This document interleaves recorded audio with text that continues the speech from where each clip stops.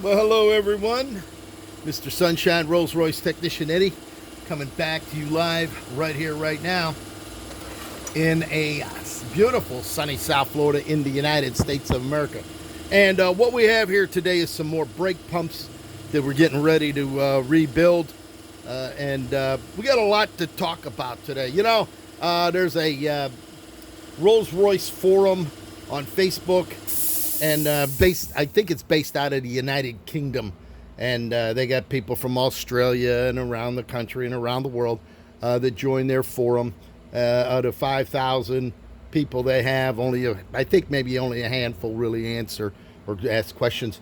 And I joined it months ago, and for whatever reason they shut me down, probably because I was posting too much, or maybe the purists of the Rolls-Royce forum didn't like the way we Americans discuss things and handle things. Well, what we did, they took me back, lasted about another week, and discussing all of brake pumps, brake accumulators, height control valves, upper and lower valves, stuff like that. So in our discussions yesterday about brake pumps, as you can see, I have a few of them here. I did 6 yesterday.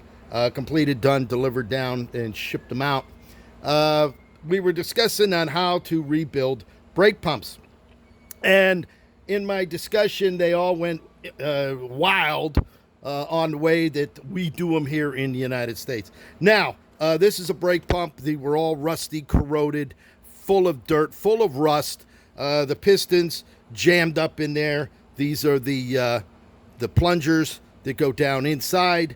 As a matter of fact, this is what an old one looks like. This was one that was actually galded inside when it's pushed down. And this is one that I just cleaned. So it's done, ready, polished, ready to go back in. These outer, the brake pump housing itself, full of grease, full of rust, scored on the inside, stuff like that. Well, I glass bead them. I get them in the glass bead, hit them with low pressure, clean them all up inside and out. Well, when they heard that, that was the end. My questionable practices of rebuilding brake pumps and accumulators. These guys either, number one, they've never done it before. And if they have, I don't think they've ever done 150 of them. But it's neither here nor there. But this is one that's been taken, all of these have been taken and blasted in the glass bead cabinet. And this is actually one of the housings that it came in. This is one that I just touched up and cleaned took me about 2 minutes to polish that up. And we still have to clean the inside. I'm going to show you how to do that. All right, so once you have it disassembled, all right, I actually did one myself. I went ahead, these were all glass beaded. I went ahead and polished this. Now this one's polished on the outside, hit on a wire wheel, cleaned all up, all of the residues taken off. And on the inside, if you can see down inside there, you can see how clean, okay, there it is. You can see how nice and clean. Now, once you get that done in there, you've got to use, which I have, a bunch of wire brushes of all different sizes, all different shapes, stuff like that. You can see them right there in my kit. We're going to use a couple of different ones on these brake pumps. Now, this one here is one of their standard style. It's a fine wire brush. And what you do after you get done polishing this up on a wire wheel, all right, on the inside, you take your Dremel, wear some safety glasses, and you go ahead and you clean the inside as much as you can, back and forth, in and out, all the way up to the where the O-ring housing sits up in there. And we'll just go ahead, go around there. And as you can see down there, it's spotless. Take it on the other side, right in, all the way through, back and forth, until you get literally a mirrored finish in there. You've already taken out all the rust. You've already taken out all of the debris that was in there, the 40 years, 40 to 50 years of gunk. Now you can see it's brand new, beautiful inside. It's actually a mirrored finish inside using that.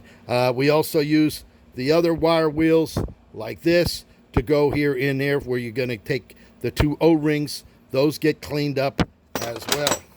So you're going to need a couple of tools to do this. One would be one of these tools. British Tool Works over in Orem, Utah manufactures this, lifetime warranty, you can see. Now this, you see this? This is where somebody didn't have the tool, so they go ahead and they chisel it with a hammer or screwdriver, or they use an air impact hammer and gouge all of this up down here because they didn't have the proper tool. This tool actually is made to slide down, push down, and then you can go ahead and remove them. There's 2 of them on the engine, one in the front, one in the back. You got to take off the intake manifold to get into it. Now, we're going to take one of these. You see, we got it all cleaned up in there. All right, it's glass beads. We blew them all out.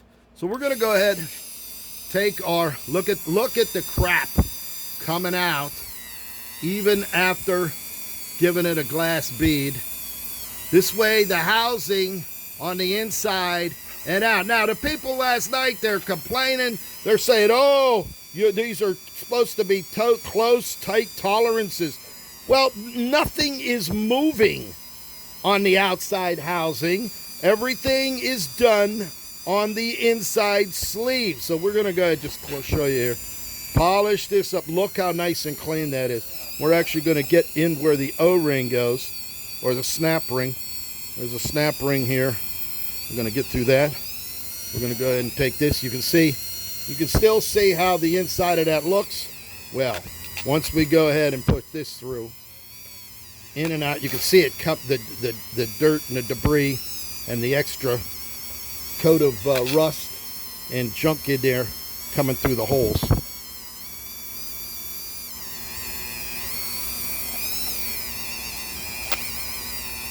And then, voila, get a load of that. Take a look down inside there. Look how nice and clean that is. All right, again, a mirrored finish down inside there. Now, what I can do, real quick,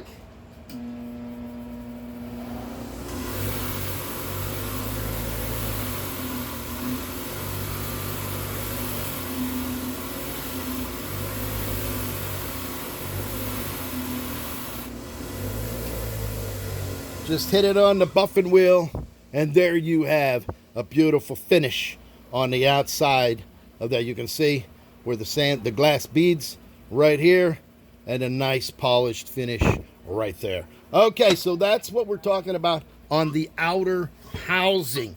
Let's talk about the inner housings where things are taking place, right? Now, here is one that I just cleaned. This is where the piston or plunger, whatever you want to call it, slides in and out. You can see this. I cleaned this one. I cleaned this. And as you can see, it slides in beautifully. All right? Now, this one is one that hasn't been done. Take a look at this. It's all corroded. This is actually the housing that was in. You can see that. Now, we're not going to glass bead this. We don't want to glass bead this. We want to go ahead and clean the inside where this piston was froze up. You see that? It's froze up now. It's trying to get these things out of here was a pain in the ass due to the fact that either they were stuck down in there, and then you have your springs. This was actually the spring, one of the springs that were already broken. You could see how the end was already corroded to no end. So that was broke inside, down in there, just like that. That gets shoved down in there. But again, it's all fucked up. We'll leave that out. Yeah, it's the springs. There's one. where here's the spring the way it's supposed to be. Now I took this spring, cleaned it all up, all right, as compared to that. So you got to clean these up. You got to get them back. They're 40 to 50 years old, all right. This is the little valve that goes inside this right here. Now, here, this is one of the ones that, I think I have 26 of them here. You can see how this is all corroded. Look down inside there. That's all corroded down in there. All right. This one I cleaned. All right. You can see that all the way through. All the holes are all cleaned out inside. Now, you still have a little bit of gunk down inside. There's still some rust. There's still some corrosion. And you got to get that out of there. So what we're going to do, we're going to take our Dremel. We're going to go ahead and put another one of these little brushes in there. And we're going to go ahead and clean the inside just like this. You're going to use that little fine wire brush.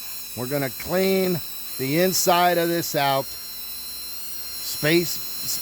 Make sure you get around where the snap ring goes in there, the True Arc clip. And we just got to go around in there. That brush is going to take all of that out. Look at the inside of that. Huh?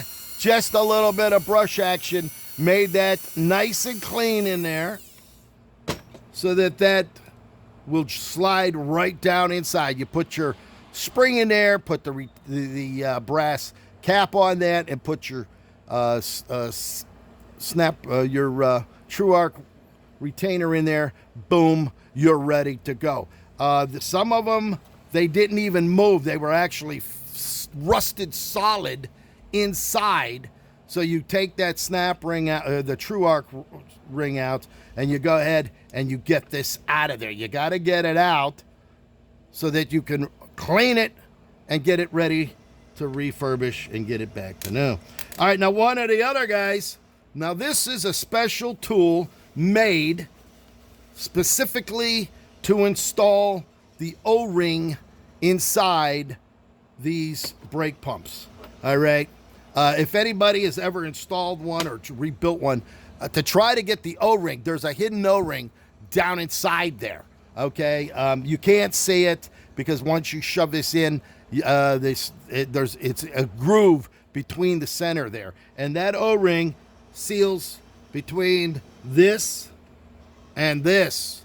All right, inside there. So you're going to have to put that O-ring in there. Well, to try to stick your finger in there, my fingers are too fat. I can't get it. You can try a little one. You can get that in there. But you have to get that little O-ring in there and try to get it into the groove that's there. Well, this makes it so much easier. This is a machine. As a matter of fact, this is from British Tool Works, another piece of equipment. They're one of the greatest. Rolls-Royce. They make parts for everything, all kind of kits and everything else. And this actually sits down right on there like that. The O-ring, there's still an O-ring in here. Yeah, there's the O-ring inside there. So you can see, you take this, lay that right down on there like that, and in that hole is where the O-ring is. Now I'm going to go ahead and pull this O-ring out because we're going to be replacing it. All right, so there it is. You can see it. I sent a picture, and the guy said, you don't have it in the right position. Well, if it's in the right position, you don't see it anyway. All right, it concerns me that everyone's critique. They can't wait to critique, but I don't think they've ever done anything as far as rebuilding these parts. It's not difficult. It's not like so now. All right, we have it out. Ready to go.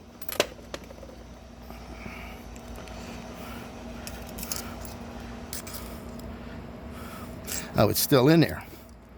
It popped in and then it popped back into the groove.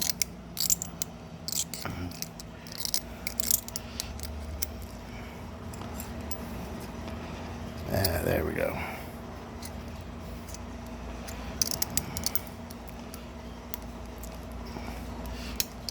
All right, so that flew out of here somewhere. I don't know exactly where it went. But what we'll do is we'll go ahead and pop another one out.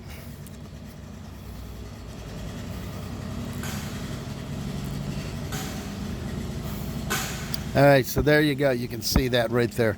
There's your O-ring. This one's completely obliterated in there. Well, after 40 years of pumping, what do you expect?